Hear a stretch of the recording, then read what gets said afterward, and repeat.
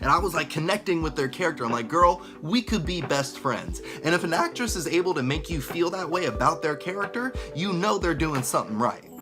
Welcome to Book Huddle. I'm so excited to have Alex Haynes on from A Town Movie Reviews. I ran into Alex's channel and I love that he did a movie review of a book or of a movie based on a children's book. And so I've checked out a lot of his videos and got some ideas to watch with my kids. And so I was excited to have him come and share about what he does. Alex, thanks so much for being on. Can you tell us something about your channel? Yeah, like you said, it's A Town Reviews. I grew up just in love with movies. I love everything about movies. I love watching them. I love talking about them. You can ask my wife as soon as I get home from watching a movie, I want to tell her everything I thought about the movie, give her a Yes. play-by-play of it. It's just one of my greatest passions. And to be able to do reviews, it's fun because I was able to see them in a different way than just, as someone watching them, like it's fun to like pick up on different things I never thought, like, oh, I'm noticing how this director films this way, but this Right. director is filming in a different way. Like I never used to tell the difference before. Like you can tell a difference, but not really, you don't really Yeah. think about it. No, you go into it thinking about it differently now that Yeah. you're thinking of sharing it with somebody else. And then also, just getting to broaden my horizons because like when I was younger, I only cared about action movies, superhero Right. movies, maybe some Yes. comedies. But now, like, you have to watch everything as a movie reviewer. It's only Right. fair. Have variety. Yeah. Yeah, so I'm finding out I really love specific genres I never thought I would love. Like I love romance movies. Like I Yeah. love romance movies. That's so awesome. My husband loves romance movies and I don't as much, which is kind of funny because it's the exact opposite. Well, I guess he doesn't love them, but he would be like, let's watch a classic like Sleepless in Seattle. And I'm like, let's not. No, not that one. I like that one. My That one's better than some. Like Serendipity was too cheesy for me. I'm picking like lots of old ones because I don't watch new romance. I don't mm, know. I had to but give up on it. But yeah, I'm my similar. I try to read more of a variety of books since I do children's books. I've been trying really hard. Actually, one right here. I just realized I have all this stuff still on my shelf. This one, Nowhere Boy, is really cool. It's about refugees, and I've been really enjoying it. And I wouldn't have picked it up otherwise because I wouldn't have even thought to go looking for things besides fantasy. yeah, And so it's really fun to explore different genres that you might not have otherwise. it really is. Yeah, same thing with movies like romance. I love been really into like murder mysteries Oh, that's cool. lately. Those are just figuring out a mystery makes me feel smart watching those. I love predicting. I will predict out loud when I watch at home with my husband. Again, Just he sitting there doesn't like, love ooh, that. I Yeah, could have we been a both like, detective. yeah, try to say it. I'm like, I'm so smart. I got this. Oh, I this love a is good easy. surprise too. I think, hey, yeah, I'd love to actually ask you this because like in a book, a lot of times you don't want it to be too predictable, but Mm. it's satisfying too to be able to say, yeah, I figured that out. So what do you think? Do you like some amount of being able to predict it, or do you want to be completely surprised in a movie? I like to be completely surprised. Right, There are moments where I'm kind of predicting what's right, happening, right. and but when the ending gets, I'm completely off, I and love that. usually that can make or break a book. Because if it's completely off, but it doesn't make sense, it just no matter how good the rest of the Awesome. book was beforehand, I don't like it. But if it's like, oh, that no, I totally get why that would be the answer. It gets me happy, and I run around the house. Yes, victory dance. That's awesome. That's awesome. So tell me, you said you love romance. Tell me a recent romance that you've loved watching. Oh, well, one that I like to rewatch because Uh-huh. of my wife, she showed it to me, is Pride and Prejudice, which Yeah, a female that grew up not watching it. I did love that. I recently watched the 6 hour one. And I really, for the oh first the time, it's a TV show also, right? Like a yeah, series or yep, yep. yeah. I But she showed me the one with Keira Knightley, and oh when I yeah, that was first nice. watched it, I it's like old Elizabethan English, Right, so a right. lot of the So it's dialogue like this was is weird. over Yeah, my head. And but I could still tell what was happening just by their tone of voice. So it's a great Right, job on the actor's part. So I'm like, okay, she said something sassy. I know I could right. hear it. Then the second time we watched it, she actually because my wife loves books, she loves reading. Yes, She was able to tell me like, okay, here's what this means. right.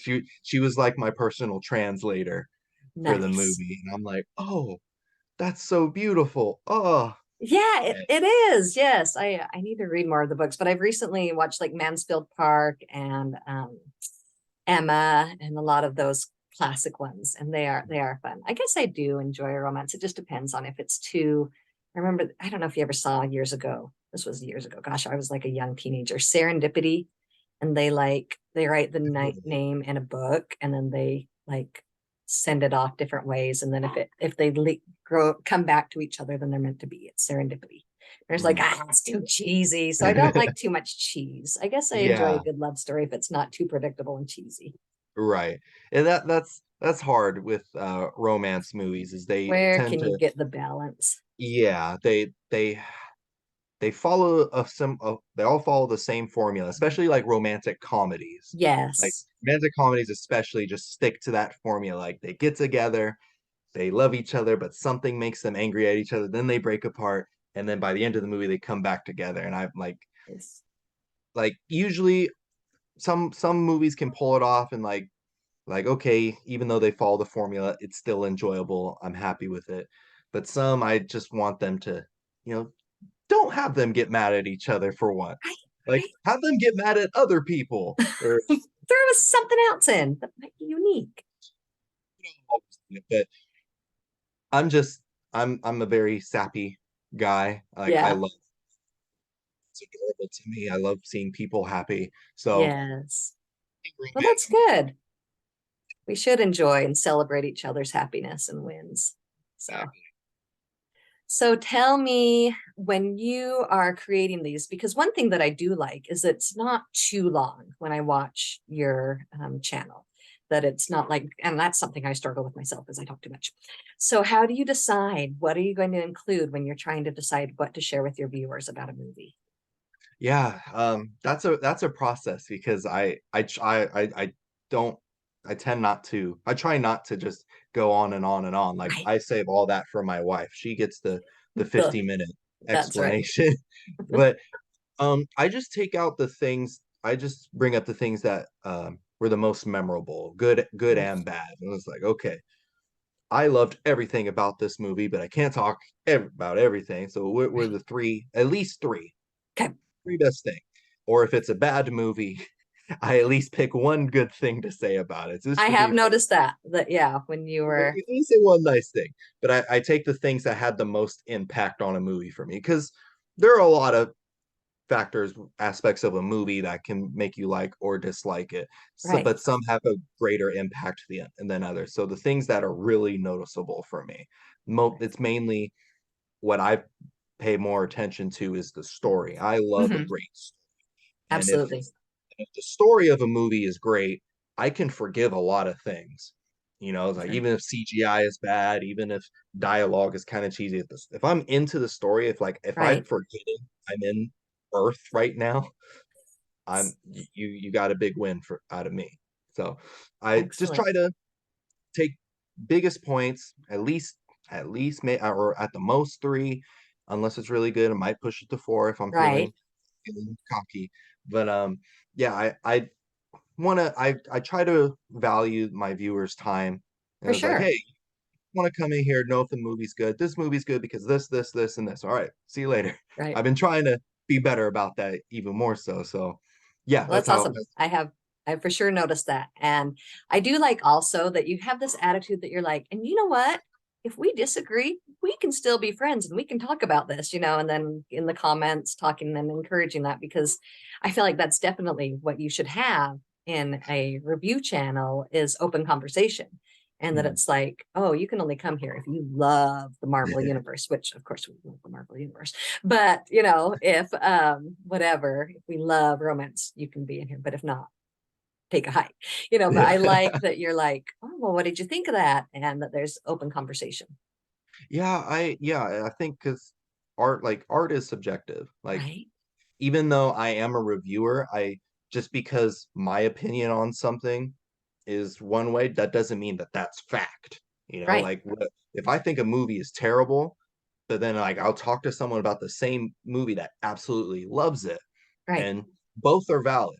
The only time where I don't count the validity of something if people don't have, and it is kind of a pet peeve of mine, if I could talk about it, Go is ahead. just when, for example, when I hear comments like, "Oh, that movie was stupid," and I'll be like, "Oh, why?" Why? And it just is. I'm Right. like, it just kind of sounds like You you're got to give being me a mean. reason. Yeah. I need a reason. Why is there a reason? Oh, I Right. didn't like how the characters made this decision. I'm like, Right. boom, that's all. That's Okay. that's all I need. It's Like, something, give me something substantial then. yeah, tell me why you're feeling this or that away. And Right. I those I accept. For sure. Yeah. I sometimes I have to go back and rewatch or reread because you just sometimes I remember the way it made me feel, but I don't remember the whys. So Mhm. yeah. All right. Well, awesome. Well, Alex, I love to hear, and I know that you do read some youth fiction because one of the ones that I first watched of yours was that School for Good and Evil. And so, can you share with me what is one of your favorite children's books that you can recommend? Well, speaking of School and Good and Evil, Oh, this are is you? Yeah. Sorry. I guess School I and gave Good that and away. I'm Evil. sorry. What am I? No, no. I was like that's actually perfect because this Awesome. I've actually read this recently Uh-huh. because my sister-in-law she got this for me as a gift because she knows I'm into good and evil stuff. And Yes. what I love about this book, I would say it's like older kids, maybe even young adult. Um, Yes. but what I Just, like about yeah. what Because, and I especially felt that when we got into the movie that I was like, I felt like it could be middle grade in the book, and maybe it's more the later books that it's Mhm. really more the young adult content Yes, because I've definitely. only read the first one. But like when I watched the movie, I was like, I'd want like an older audience. I don't know. Yeah. It depends It on the parent and the kid. A lot of parents don't screen as much, and the kids can, right, which I right. respect that too. You Yeah, know, definitely.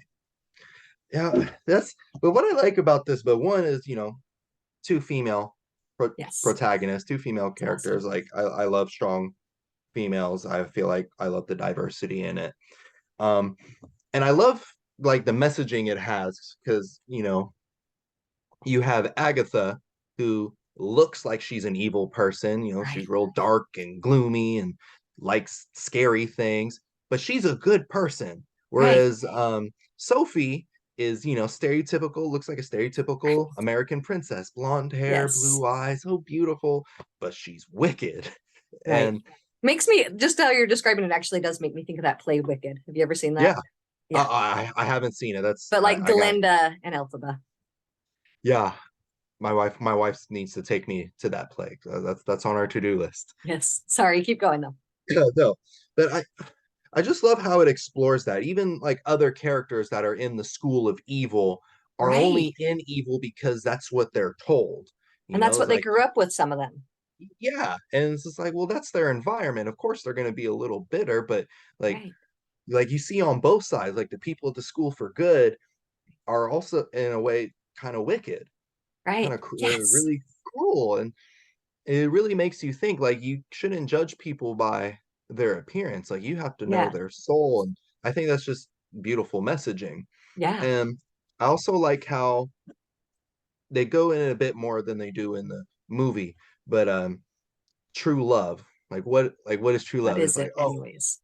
this guy is my true love. It's this guy. Right. But in reality, it's your best friend. And it's not Yes. even a romantic love. Like love, there's a Can be so many variety of different love. things. Yes. But love is always powerful, like no matter where it comes from. It can Yes. be from could be from a romantic partner, but it could be from a parent or your friend, like just love is always strong. And I love the messaging in these stories, and I wish I found it earlier in my life because I think would have loved it even more. My only issue Uh-huh. with the School of Good and Evil, though, is I read all three books, and I'm Right. saying all three books because, like, the story that it was building up ends at the third book.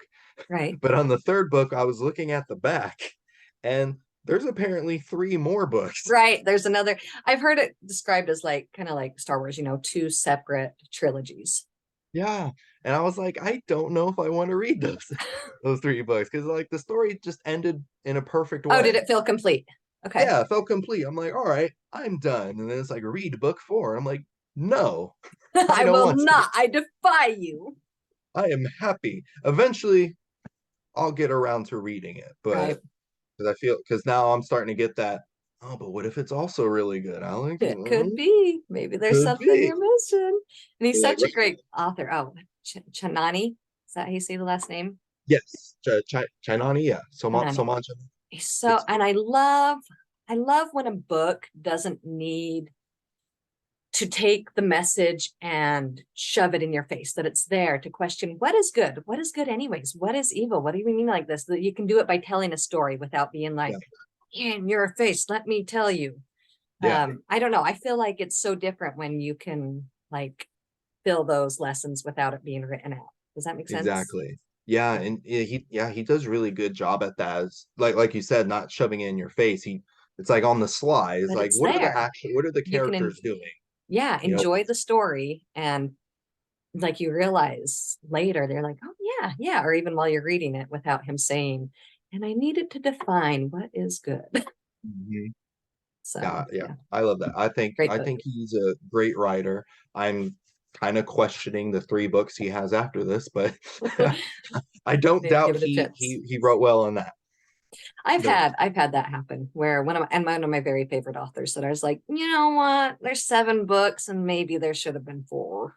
mm. So sometimes it's just time to end this. Who's your favorite author?